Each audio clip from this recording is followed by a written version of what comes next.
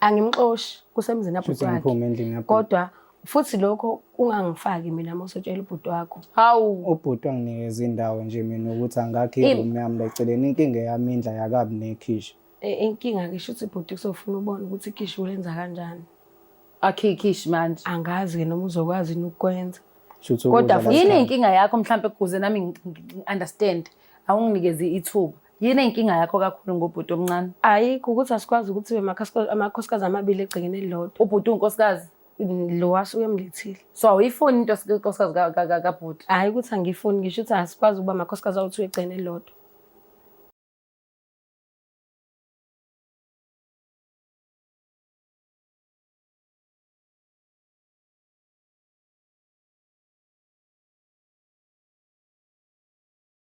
Kokhulu ithoba ngicela ukuthatha leli thuba ngikubingelele mbukeli weBlack Life TV kwisiqephu sethu esithi izinkinga zomndeni with myself Mlangeni Magasela niyazi ke njalo ukuthi mekuyinkinga zomndeni siyezivashela imizi sibenyiwe la isimenywe khona bese siyafuna ukwazi ukuthi abantu bafisa sibasize ngane zeBlack Life TV thina ke sikwenza kube lula futhi ube impumelelo lokho noma sometimes kuba nzinyana kodwa ke umsebenzi wethu and kuyasijabulisa kakhulu we are so passionate about it so sikwenza nje asinankinga bafethu nje asinankinga wena okwakho ukuthi usubscribe lapha yana and make sure ukuthi you like share and comment siza ukuthi wena okwakho ukubona kudaba esuke silidingida ubona kanjani and umbukeli usizakala kanjani nomunye umuntu o resonate with the story yena ubona kanjani ukuthi yazi nami ngisenkini kanje kodwa ngicathi le advice onikeze lo guy cathi Magasela yona eyiyona so kulula kakhulu vele wenze lento engiyibalile subscribe like share and comment asingasimosha isikhathi imbukeli wami ngimthandayo ngicela usesa lelithuba ngokukhulu ukuthobeka ngibingelele ubhuti ongibhalelile ubhuti omncane eduze wami mhlawumbe ngithi mncane nje amncane kodwa ayangenze lokho kubalekile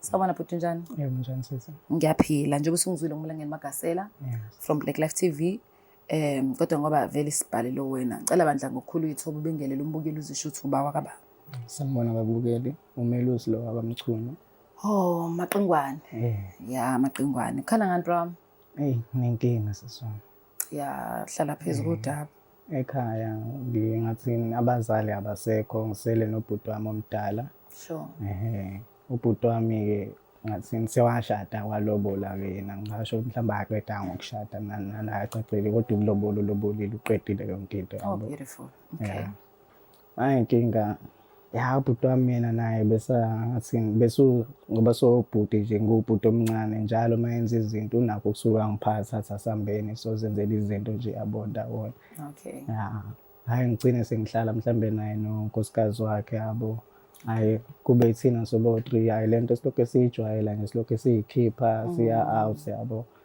and angazi silingo sini esagcina singena kumina yabo okay angazi noma ngizothi ubutsotsi noma yini ukukhula nani angazi yabo kodwa ngathiwa sengiyithola nje usisi senginokubuye ngimbuye ngelenye ihlo masithi ukuphuma nobhuti yabo umakoti kabhuti yes hayi wena so ya wagcina usumbuka ngehlo kwenzakalani hayi silokho siyijwayela lento silokho siphuma nje out siphuma out hayi ubhuti abona ukuthi hayi ngathi siyajwayelana nomakoti ku right hayi nayo ngathi uyathanda ukuhlala nami yabo hayi usisi ngathini ngasho angazi noma ngizothi naye bewukhona lokho ungibuka ngenye indlela noma ngizothi mina umsukelile ngalibeka lelo lihlo kuyena wagcina naye sekukhona lokho ukuthi hayi ngoba ubhuti omncane kamuntu wami nami hayi mangenza ukudla nani ngiyamlethela ngendlela engilethela ubhuti wami yabo leyo nhlonipho ngiyamnika yona yabo okay nawe usulethelwa ngetrade job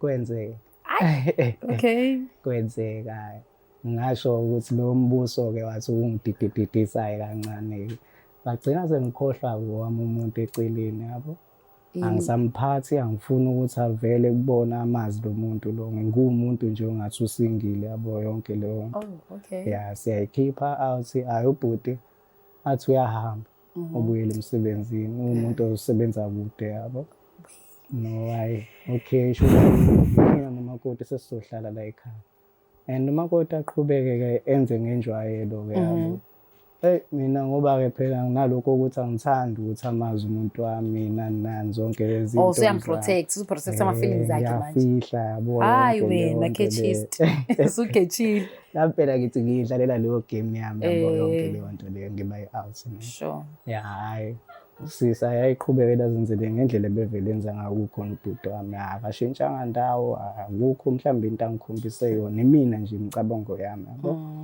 Hhayi kuhamba isikhathi kube ukuthi sesiyaqala futhi nathi sesithi hhayi ngoba ubhuti akekho, kodwa phela sisangakwenza lokho besikwenza ukuthi siqhubeke siyikhiphe nani nani yabo. Okay. Siyaqala senginokuphuza yabo, sesiphuza ngibuye ngihlale ngicabange yena uphuza uzoyijabulela yonke leyo nto leyo. Angikamazi ukuthi ucabanga kanjani. Yasho. Hhayi kwenzeka kabili kathathu siyikhiphe, and then the following thing siyikhiphile ukugcina, I think second to last ubhuti ezobuya. Yeah, second to last if I'm not mistaken. Mhlambe sekusele siyazi ukuthi sithi uyikhipha kathathu mhlawumbe ubhuti wabuye eGoli ne. Ya ngoba ubhuti ebuya, before abuye ubhuti siyikhipha oqala, siyikhipha okwesibili, okwesithathu kube ukuthi hhayi sengiyayilahla. Ngiyamtshela usisi ukuthi sengeke ngiyayishaya. Ungathi singathuka ukuthi kancane since ubhuti engekho yabo, angaze abuye and ungitshelile ukuthi uyabuya nini yabo. Hhayi sisi kube ngathi ayikho inkinga ekhona yabo. Kube ukuthi kodwa indlela engisuke ngamtshela ngayo ngimtshele sivele sesiyisoap. Akayithathanga ngale ndlela la mina bengiyitshe ukuthi uzoyithatha ngayo yabona. Uvele wa-relax? Akarelaxanga. Wadane nje wangaphendula wayiyela ekamereni wathula umuntu ongangikhulumisi. Yabo until kuze kufike usuku lokuthi hhayi mhlawumbe sekuyi-weekend nami ngi-off ngama-weekend yabo. Athi hhayi asiyikhipheni, kusho yena kuqala futhi. Hhayi siyikhiphe, awuthi kamnandi, hhayi shaye lawo mabhiya ambalwa, shaye sihambe siyodla out. Hhayi masibuya, hhayi usisi hhayi ungathi useyavumelana ney'nkulumo zami lezi bengiy'shilo kuyena earlier on. Udlile lapho? Yeah, sesishayile soba u-2 sekukhona iphesenti yena. Hhayi kwenzeka ukuthi sithuke sesiyithole ekamereni nani nani yonke leyo nto leyo yabo. Hhayi ngibona ukuthi hhayi ngathi kuyenzeka sekuhamba ngendlela ebengifisa ngayo. Hhayi ngiphinde futhi nange-weekend elandelayo hhayi ngenza. Hhayi kule elandelayo ngithi u-relax yabo ngoba phela ubhuti omdala uyabuya nje. Hhayi abuye futhi ubhuti omdala abe umuntu othi hhayi akahleli. Kumele adlule, kumele athathe i-truck aphinde ahambe odiliva imoto yabo. Ahlala ngisho i-week. Hhayi ngithole leyo chance ukuthi ngiphinde okwesithathu yabo. Usisi nje userelaxile ngayo yonke le. Serelaxile. So senajola. It's like abantu abajolayo and mina futhi angiyilethi intombi angazeli umuntu yabo. So kuyenzeka ukuthi ngathi uyakheja plus uyangibona ukuthi umuntu o-straight. Hayi ahamba ubhuti hhayi kube fresh amnandi siyiphinde le nto yethu yabo. Manje sengishaya ukuthi ubhuti uzobuya. And uma ebuya mina ngazi ukuthi ngiyi-out ngazi ukuthi umuntu uyakwazi ukumuza umuntu wakhe yabo. Uyakwazi vele umuza? Masikhula sigoqana sama-out. Kodwa musumdala sengifuna ungizwa ukuba mdala. Ngoba mdala angeke ngize ngiyigoqane mfethu hhayi ngeke. Ngize ukuthi ungisize nami. Mfethu kancane mfethu yabo. Sure. Mfethu kwenzeke kanjalo mfethu hhayi abuye mfethu umjida. Hhayi ngibona ngishaya uvalo. Manje ngiyafisa ukumtshela kodwa manje ngiyabona ukuthi indlela ozowenzeka ngayo la ekhaya uzobheda yabo usisi yonke leyo nto and ubhuti uyena osipana grand okwazi ukusupport usisi noma esipana usisi kodwa inyuku eningi uyithatha ngala yabo. Hhayi ngishawe leyo nto ingakho ngicela sengithi sacela ningisize la ngiyafisa ukuthi ngikwazi ukuthi ngigcine ngimtshelile ubhuti wami yabo. Angaze abone ngami sengigcine sengiphume ekhaya sengiyohlala kwenye indawo. Because uma ngithi manje sengifuna ukuyifikela nomuntu wami la ekhaya, angikwazi. Yini usisi? Akaze nje lokhu walala naye ukaze umlethe umuntu wakho? Angikaze ngimlethe ngincamela ukuyobhukha nje yabo. Indaba ungamlethi ubona uzothini phela nayo nendoda yakhe nje? Ngibuye ngisaba ukuthi le nto engasuke ngasheshe ngayiqala kuyena yabo. Uma ngimlethile ngimletha ngaleso sikhathi mhlawumbe ngizoyiphathela ama-take away. Mhlawumbe ngiyilethe endlini enkulu kube uyena ophakayo yabo. Uthe uma eseqale sethi uyamjwayela ngoba phela benginayo amangane ngimfihlile yabo. Fihla uma wengane? Ibisancane ingane yabo. Ngasaba ukusho ukuthi because ngibona le nto eqalayo ubhuti omdala nani nani yabo ukuthi sekukhona usobancane ukhona yabo. because mina sengiyazi phela ukuthi khonto engiyiqalile la ekhaya egcekeni. Mase ngiveza lo enye inkinga le yabo lo uzogcina sethi asiyeke lento yabo. Manje awufuni ukumyeka umntabhuti wakho nawe? Hayi yena sengiyafisa yena ekuqaleni naye bengingekho kulezo inhloso lezo. Manje usumdelile. Hayi manje ngibona nje sisamaye sengifuna ukuthi ngithi. Okay, umuntu ofuna ukuthi ulikhulume lolu daba kuyena ukuthi usukhathele usister in law umuntu kabhuti wakho. Naye ngiyafisa ukuthi ngimtshele and then bese ningisiza ukuthi mhlambe sibize nobhuti omdala-ke azi-ke yena udama ukuthi kuyenzeka. Okay, ngoba ususheshe wahlala phansi kwabhuti omdala. Ubhuti omdala azamile ukumthola sangamthola. Washo ukuthi Nobusho nawe usebenzela kude wathi akekho because bengingikwazi ukumtshela ukuthi ingane yabo kuba khona indlela esisebenzisayo ukuthi umuntu simsondeze eduze. Yabo abone ngoba esebona-ke nawe ukuthi bese khona bese siyamhlalisa phansi.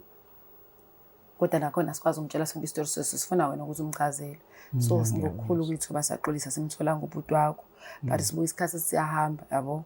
And nawe indlela ochaze ngayo khala ukuthi awusathanda ukuyenza lento oyenzayo. Manje ucabanga ukuphuma yini ubalekele usisi? Uyanqanda nokukhuluma nosisi umchazele ukuthi yazi makoti sekukanje. Ngathi ukuthi ukuyithi kancane kuyena yabo ngambona ngathi yena akayizwa kahle lento yabo. Ngathi uyena osekheche kakhulu ngami yabo. Blazi amantombazana avekheche. Ima-ke ngifuna ukwazi mfethu ukubuza umbuzo sensitive. Hayi kakhulu. So umuntu kabhuti umshaya ngoBrown noma uyakhondomayiza? Saqala sisebenzisa ikhondom.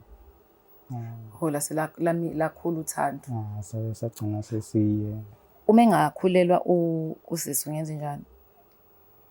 Benginalokho ukuthi vese ngoba ubhuti wami ngosabandawo mhlambe angazi ngagcina sengithi hayi ngoba ngithi ngifuna ukuyiyeka ngoba ngiyabona ngifuna ukuze kufike lezo zimo lezo ukuthi kube khona umntwana yabo because ngiyazi ukugcineni izinto zamadlozi nani zizogcina zingishaya ukuthi mina ngifihlela ubhuti ukuthi ingane yahlahlela ayikhulisayo yakhe.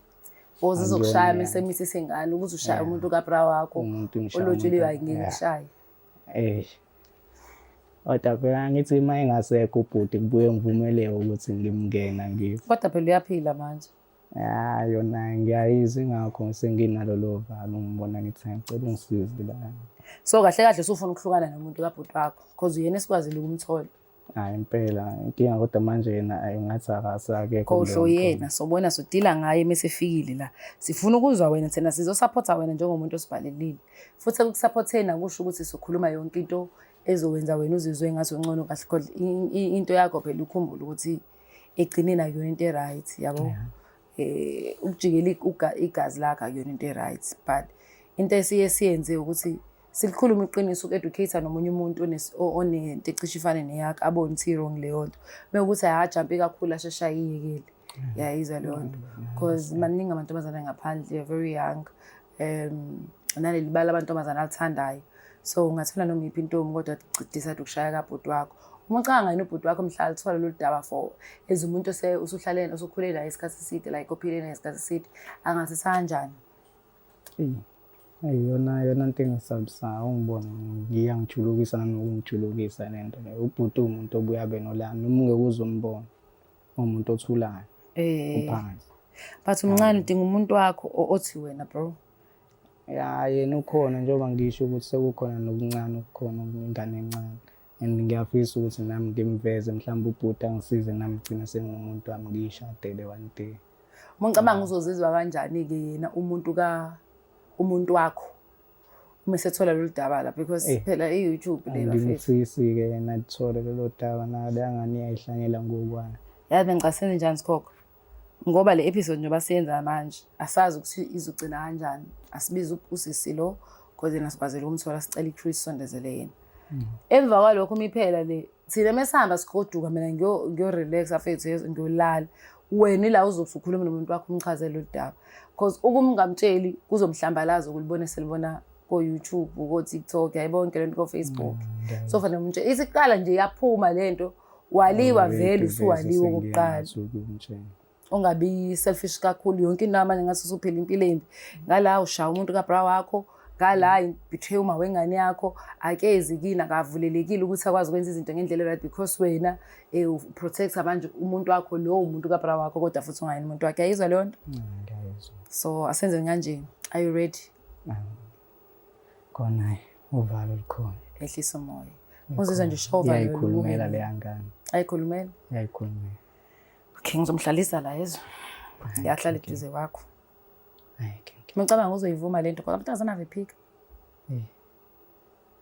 angiboni hayi okay bukele Black Live TV asingasimoshi isikhathi ubhuti usechazile udaba yakhe nizwile lonke njengalunjalo into ebalekile manje sisondeza usisi isifiso sesimo ukuthi sithole ubhuti kwa ukuthi indlela yokusebenza yakhe siseme sibone ukulinda silinde ngathi ngimcela ukuthi ngicela ukumfonela wavela wathi ayingeke yena drive ama truck indaba kulebe kukhuluma and now uyacabanga ukuthi izomdisturba leyo nto umuntu usemsebenzini sibhizi sonkhuluma ubhuti wakho lana nenkosikazi hawu ayingeke kodwa ke I pray to God ukuthi siphinde sikwazi ukumthola before umndeni uzuqabane kakhulu mhlawumbe sibe khona nje ukubuya kwakhe sibe azozifica sila ekhaya okwamanje asithatheni makoti kabhuti mfazi kabhuti ngasondela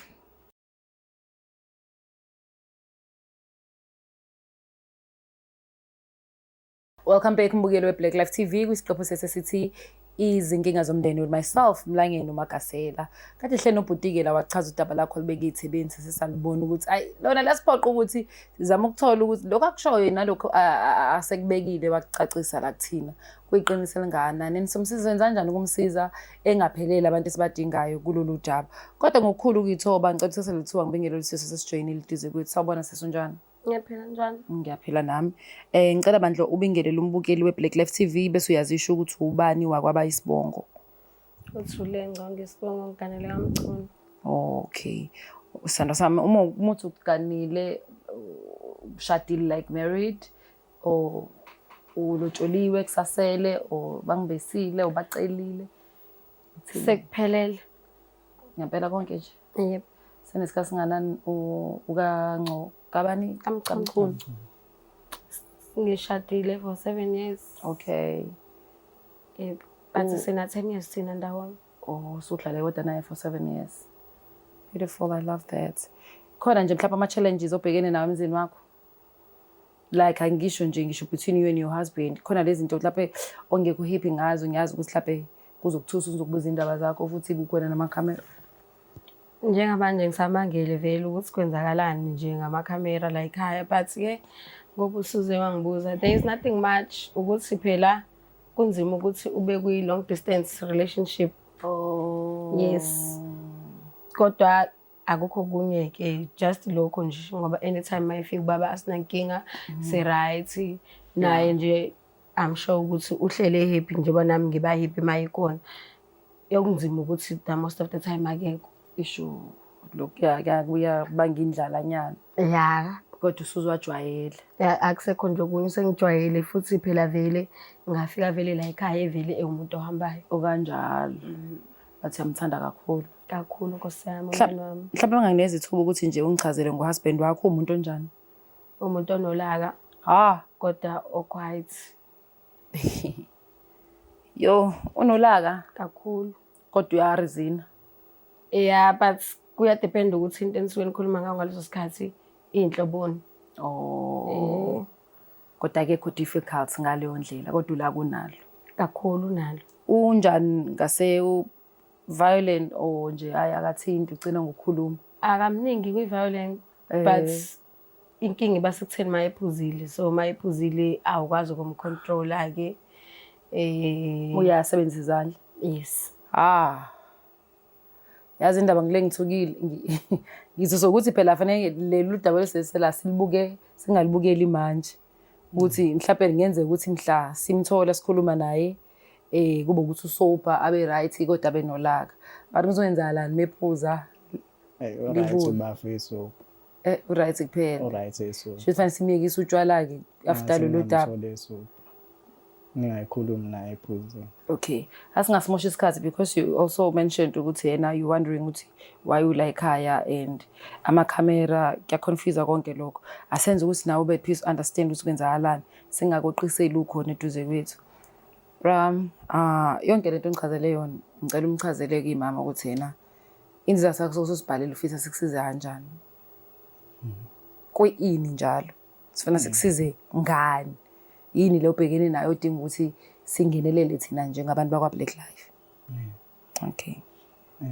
Siswa. Ngikho sekho.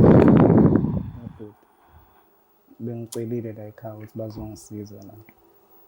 Njengoba wazi ukuthi ngiye ngathi ukuthi mina ngazi ngithi ukuphambuka kancane ngicina sengibuka ngelinye ihlo. Manje yena into leyo ethathu ewenza ukuthi uzuletha amakhamera bekunzima ukuthi ukhulume nami. Ngithe ngithi ngiyazama ukukhuluma nawe endlini ngabona ukuthi ngeke ngathi asizwane ngigcina ungasafuni ukungikhulumisa yonke leyo nto leyo.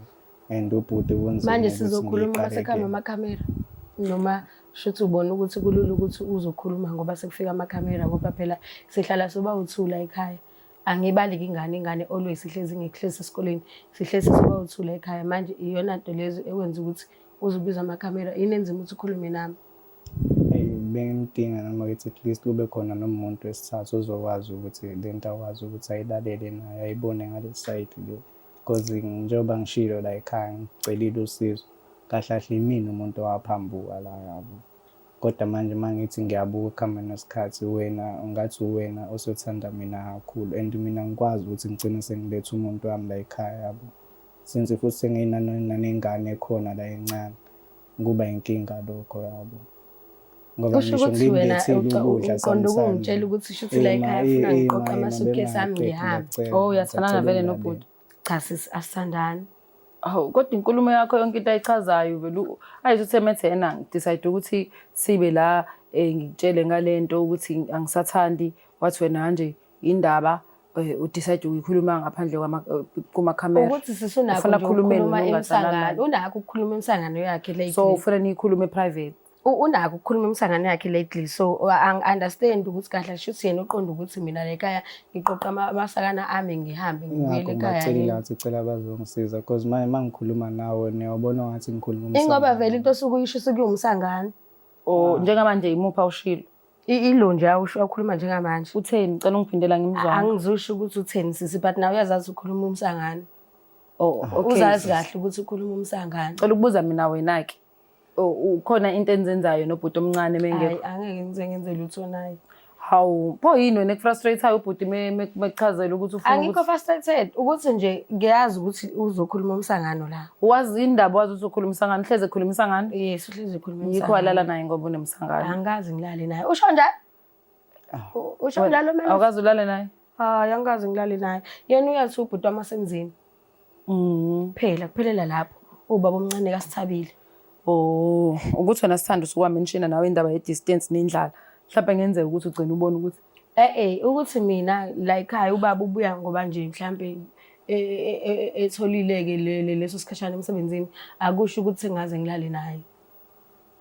So uyaphika ukuthi ulala nobhuti omncane? Yasilala. Uyahlanya. Ukakhulu. Mhlawumbe futhi udinga udokotela. Eyona nto mhlawumbe angabe kade sifuna nimzamile nodokotela. Hayi le yakho. Anginayo mina yami. Le yakho phela leyo ukuthi usukhethile kulokulala wena. Ayikho into engikhethile ngoba sikaze silale. Asikazi nje size silale yena usho njalo? Uyayazi intombi yakhe kodwa ubhuti omncane? Hayi indaba zeyintombi nkosami into engiyikhulumeke leyo. Ngobani? Angihlangani neintombi zakhe. Phela nomnakwenu. Eyakhe phela sisa kuyona yami. Shuthi umunye umuntu okufanele kube uyena ohlangana nezintombi uyena ngithe zakhe mina ngazogana ubhuti wakhe la emdala. So ngazama nje ukuthi ngimlethe uma ingane yami la endlini. Phela umletha ekamereni lakho. Wena wagcina ungamlethe la ngwabuza ukuthi ukudla sifike nakho kuphelele. Angithi nawe uzoba umakoti la ekhaya. So indaba manje ukudlela ngikudla kwakhe. Kusa kitchen la. Kodwa isiphela wena uze ngobhuti umchunu. So into efika nabona nezinto zakamchunu uyazamukela ngithi wena. Ngoba kuse kitchen lami phezulu kwamakhabethe athathwa indoda yami athengwa indoda yami so ngicabanga ukuthi kufanele ngikudle kuse kitchen lami. Okay dadewethu ake ngibuze ubudlelwane bakho nobhuti omncane bunjani like nje bengekho intombi ngekho umuntu. Ubhuti nje wala ekhaya nami kufuna ngimhloniphe njengobhuti omyeni wami kaMchunu. Uyamhlonipha. Yebo. But ubona kukuhlonipha lokho ukuthi afike nama-takeaways wena wasuse or angadliwi ngoba nakhona umuntu wesifazane okhona.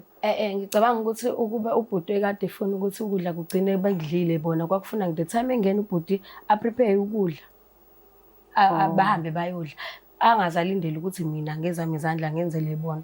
Ufike nomuntu wesimame mos wayangahluleka ukuthi atshele umuntu wesimame wakhe amenzele ukudla.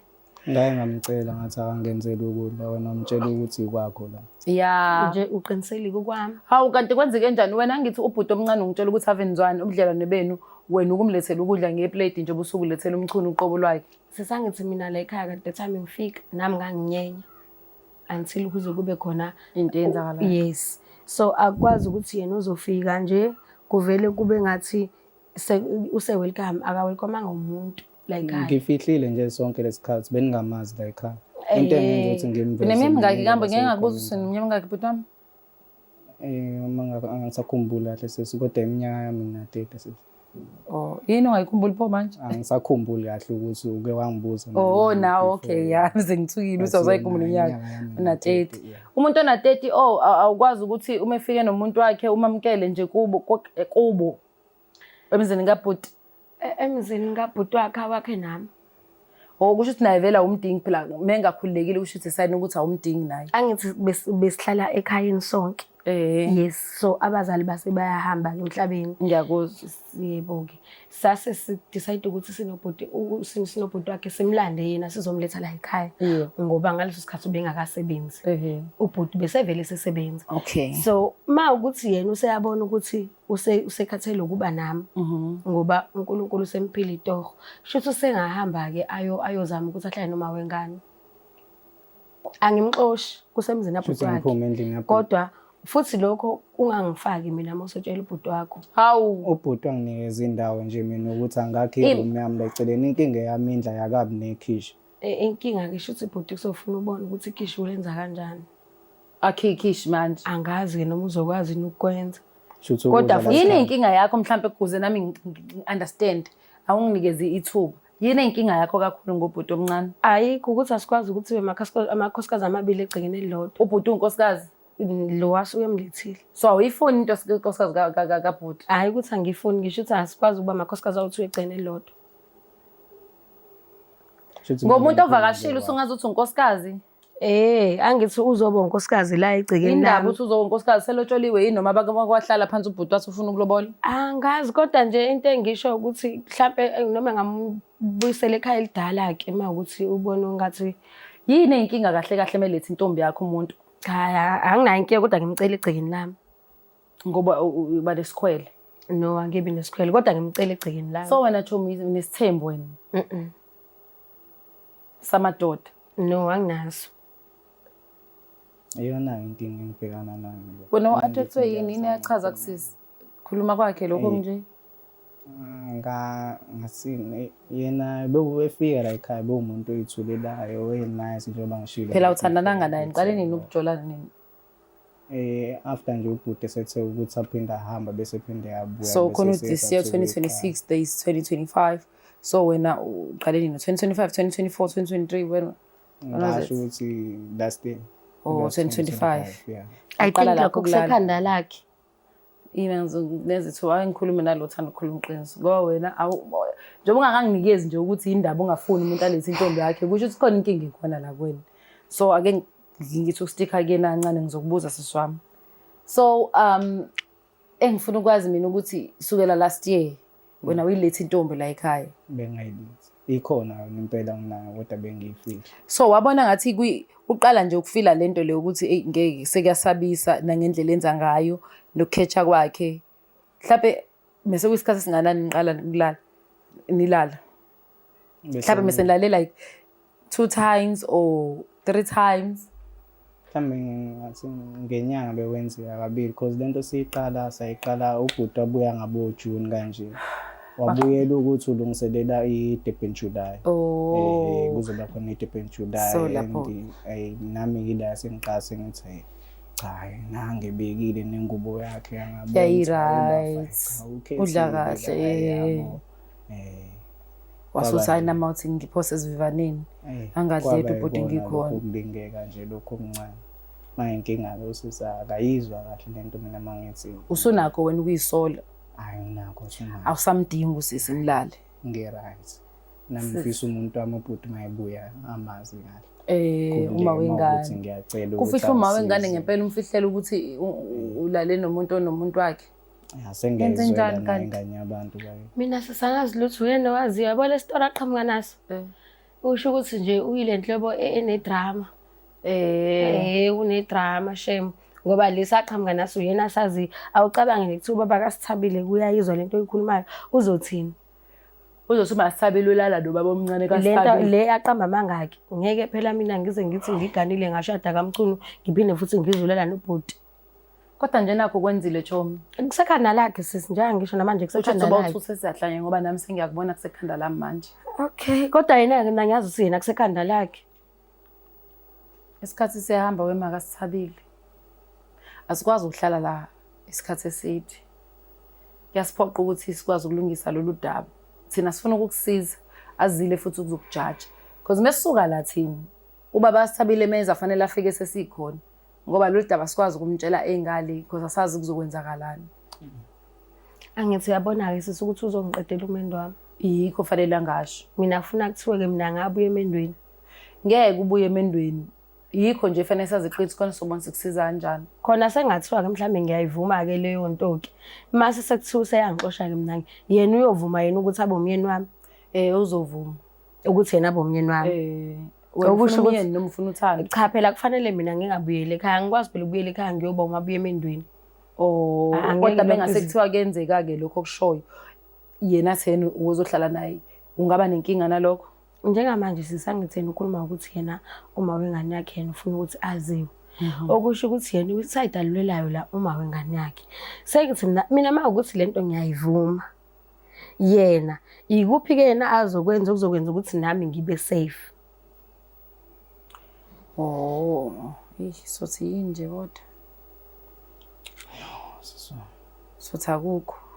Ake sithi nje kulolu daba kahle kahle wena uzohlezi usafe ngoba ayikho into ekhululana njengeqiniso. Yabo? Ngiyazi khona izinto esifanele sive nazo. Kodwa le uyamhlukumeza ubhuti ingcono ukuthiwa nawe uyenza ungivumela abe nentombi yakhe. Ngaba kasathanga lesinqumo. Kusho ukuthi ayishayele wena ashaye intombi yakhe. Kube happy nonke niphithize la. Ligule nonke mekuthi khona ugulayo. Kodwa wena sisimocabanga ukhona umuntu ongavuma ungavuma wena ukuthi la wena ozizwe ujabula khona kuphinde kuzoba khona omunye umuntu ojabulayo.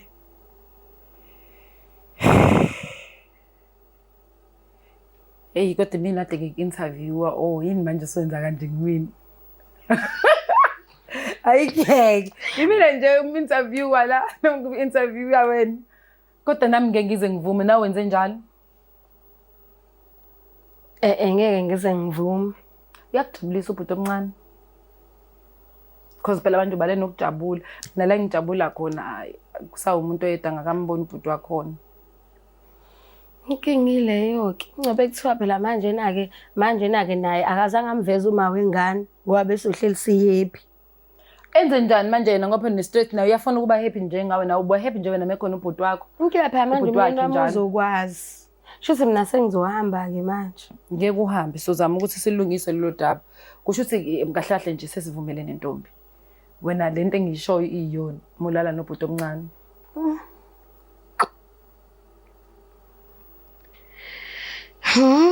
Ay khona singasho njalo.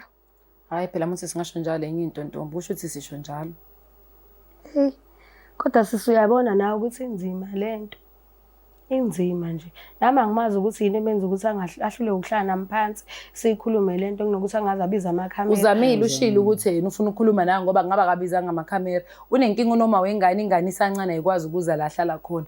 Uchaza uthini uma wengane? Angithi wena ufuna ukubuka la TV. Shothi uzofuna iletheke ingane ke. Kodwa still sesifikile phela ku TV asizukudelete lutho thina la. Shothi bekufuna ilethe ngcono ngiyikhuliseke ingane ke. Uma wengane abehamba angazi kodwa nje manje phela ungazi manje kinga phela mina umyeni wami ngiyamazi unolaka. Mina ngithi manje wena njalo uma unomyeni wakhe angithi uyakhohlwa ukuthi khona ubhuti omncane olala naye. nami wami umuntu unolaka inkinga mina mase ngithi kuzingane kuphela la ekhaya yena ngeke yenze isense leyo nto. uzophinda abuya ngibuza ukuthi shuthi kahle kahle nanokudla uyazi ukuthi kwenzakalani ngoba mina ngigcina nginganikezwanga ukudla la ekhaya kodwa ngangithengile. Wena kodwa-ke nawe usungaze uncishe omunye umntwana ukudla. Kwenzeka iphutha khona la. Alikho nje iphutha, wena ukhetha kakhulu, ikhethisto. And manje lokukhetha kwakho kona okugaxelisile ngoba ngazi nokuthi ngizokuningi iqala ngibuza ukuthi kwaqala kanjani ukulala kwakho nobhuti omncane kuzoba ngathi manje mina ngiyakujaja. Khona kwaba yiphutha Nkosi yami. Kodwa-ke phela naye-ke ubaba kaSithabile uyahamba Nkosi yami. Akushiye nobhuti. Bangishiye nobhuti. So kwaba yiyona ndlela-ke leyo kwagcina sekonakala ngayo amaphutha. So kusho ukuthi ubhuti omncane mikwanelisa nje. Khona abantu beyithatha indawo kabhuti wakhe. Yo, Masithabile. Uzizwa kanjani-ke bhuti? Kodwa njengamanje ubhuti uzoshintsha kanje mfethu. Uthi ubhuti uyazi ukuthi uyena wa-initiator yonke lento, waqala wamziba. Kwawukuthi la enihlangana khona nihlanganiswa iphesenti, wagcina uthambile nawe, yabo?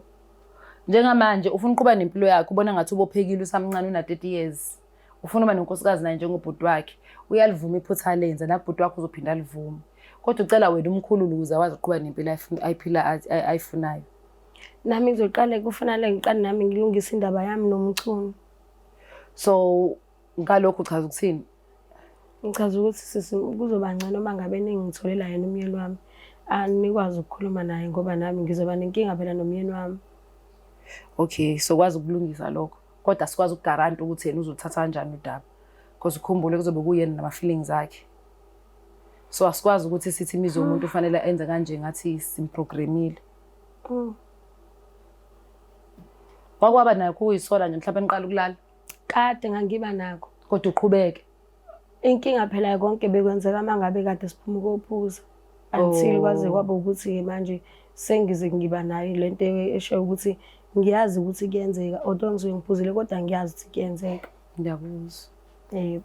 Kodwa manje utshwala suvika ngabo manje kancane. Sisi yonke nje kuhlangahlangene ingqondo yami ngithukile nje. Amakhamera yikho konke umyeni wami. Angazi mhlambe kumanje nje lento uyayibona mhlambe la ya khona. Angazi nje engazi Nkosi bingashoshisa oliveke before aginqe nama truck. Nokho leso zama ukuthi kube kanjalo. Ugcineni nini ubaba ufika kulonyaka? Ugcine ngoJanuary. Uhambe ngoJanuary kahle kahle ubekhona for New Year's Eve. So wayeseyahamba ngoJanuary bengakabuyi ke njengamanje ubekade sewuzobuyela iphasika. Uhamba isikhathi eside bonayo. Ingozi lento yeni kodwa iyona ingozi mufundiseke kahle. Angisho ukuthi yabo ngangizwa kambi kodwa mukwazi ukuhlalisa kwentombazane. As long as wazi ukuthi umuntu wakho kephi. Uyena lo ongiphazamisile mina bengihlala. Kodwa phela hayi mungalenzi iphutha kodwa usuqhubeka uzobe nesikhwele uzungafuni nabantu bangazi beze la. Uyena uqhubekile. Shuthi yena bethatha advantage yami. Wamnikelani ke wena advantage beyithatha? Bengiphuzile. Hayi kahle ukufika ngotshala abafazi. But uzizwa kanjani ngicabanga the next step ukuthi sikwazi ukuthola ubhuti omdala? Ngijabula kakhulu manje ngamthola. Sikhulume wena ngichazela usisi usingewusakwazi ukuthandana naye. Siswami ngiyacela ngisiyeke lento mina ngisakwazi ukuthi nawe ukhuluma sendoda manje umcelelani methi uyanqaba nje bethi yena enze njani ngitshela ukuthi silenzile iphutha sisisa lenza iphutha manje sengiyabona ukuthi kurongi ngifuna kube indoda nami ngikhulisa umuzi wami ngendlela eright lokho engikwenzela ngikuthanda futhi nami ngiyayisola noma yini ezokwenza kubhuti wakho izilindele kodwa nje wena naye phelile uzamfowethu ngixolele ngalokho kwenzakalile ngiyazi ukuthi mina usuke wayiqala lento le njengoba ngibhalele la ekhaya ngicela ukuthi bangisize ngiyazi ukuthi yonke lento lezohamba ngendlela engifisa ngayo futhi ubhuti bazokwazi ukuthi bamcalm down ngiyacela bandla nawe ehlisa umoya nami ngikwazi ukuthi ngiqhubeke nempilo yami nabo ngikhulisa ingane yami kahle kodwa manje nayo umyeni wami ngiyaphinda abe nokungethemba okusho ukuthi uma kwenzeka umendo wami uchitheka wena uzobona ukuthi uzophuma kanjani kule ndaba. Kholiyazi. Uchaza ukuthini ngalamazwi wakho? Ngisho ukuthi phela kuzofanele yena anzele show ukuthi uyamzama ubhuti wakhe ukuthi akahlale la angi-understand. Yena kufuta kube uyena ozibeka abe wrong mase kufika ubhuti wakhe. Mhlawumbe ubhuti wakhe ngicabanga emuthi yena ulale kanye uzokuvume ngekufani. Mhlawumbe. Oh, sisho kanjalo. Yebo. Hawu shame. Yazi angidabukisi. Kodwa ayikho into esoyenza. Siyabonga isikhathi sakho. Ngiyabonga.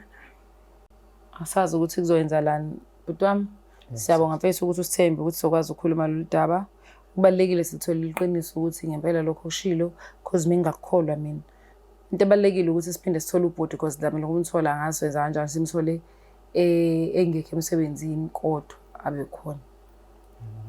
Ukuthi kuyozala Nkomoni naMangazi ngomlangeni Makasela. Thina senza lento eniseni sicele yona mobhalile si-attende sikhulume lokho kufanele sikhona sithole lokho esifuna ukuthola. Sibone ukuthi sizokwazi ukuphuka nesisombululo. Njengamanje ngicabanga ukuthi yena ayiqiniso ngempela liyakwazi ukukhulula umuntu. Kodwa bengibukisisa kulesi simo senu ngibona ngathi hayi iqiniso wesisikhathi ngathi ungafanalo. Kodwa ngicathi umuntu oyenze kwabanzima uyena usisi. Yikho esebhekene inkingi because ukuba ukwazile ukuthi akulalele emakhamera engekho ahloniphe intombi zakho ngabasifikanga la. Ngaba kho umuntu obukayo ngabe nobhuti akakwazi ukuthi agcine etholile udaba ukuthi wena naye uyadla nidle sibayene sodwa. Yabo ukuthi igaxelisile mem. Mekufanele uvume nje wena wehlisa umoya aqhubeke impilo. Lento ukuthi uzenze starring hayi angifuni mina ngenze njani la ngijabula khona ujabulane emzini nabantu ngoba phela kona kwakhile lapha kaMchunu ematrakini. Manje usufuna ukona nala enganeni.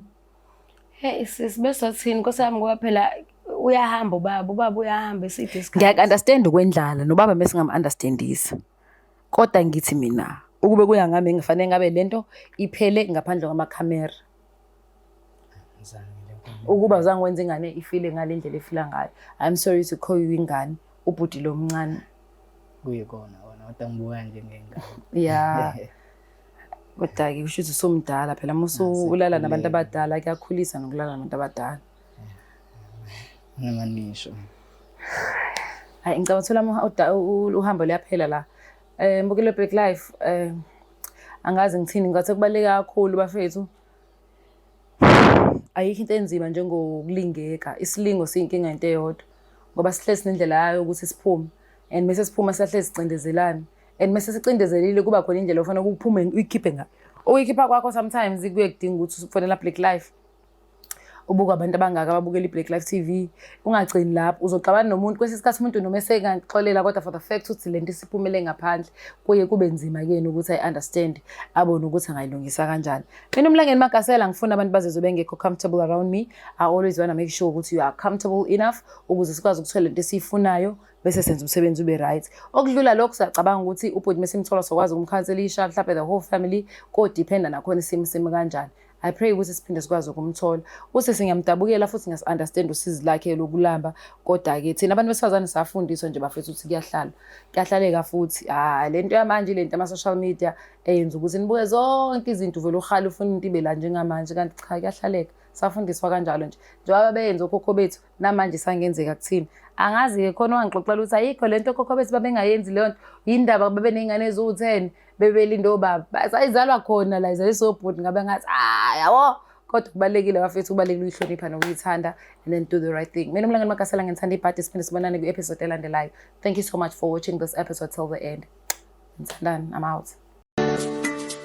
Black Life Traditional Pharmacy izimpande zama-Afrika. Sikulethela konke ongakudinga. Sisebenzisa imvelo ukulapha, sididiyele izimpande. Kwahlanganiswa ongoti abahamba phambili kwezokulapha ngesintu. Senzela wena. Sikhona isikhafula sokubuyisa isithandwa sakho, ukuthola umsebenzi, ubuyisa umuntu wakini owaduka. Sikhona nezwasho. Sikhona iswasho sokugeza isichitho. Ube nogazi, uthandeke ebantwini, ukususa amathunzi amnyama, nokuvula izinto zakho. Zikale phansi abantu bakuthande. Siyabasiza noma uma unenkinga umhlume, ama-ulcer, i-cancer, i-BP, ushukela, ama-fibros, uvule nesibeletho ukuzothola abantwana. Siyabasiza nosisi ukukhuphula isitofu sibeke ku6. Indoda ikuthande kakhulu izikuphi imali. Nobaba sebasiza ukuqinisa idonkipiri, umthetho uqine endlini. Wenza umuntu wakhe athande wena wedwa, alangazelele wena wedwa futhi uphinde uvikele umkakho. Woza kithi epharmacy eBlack Life Traditional Pharmacy. The Black Life TV.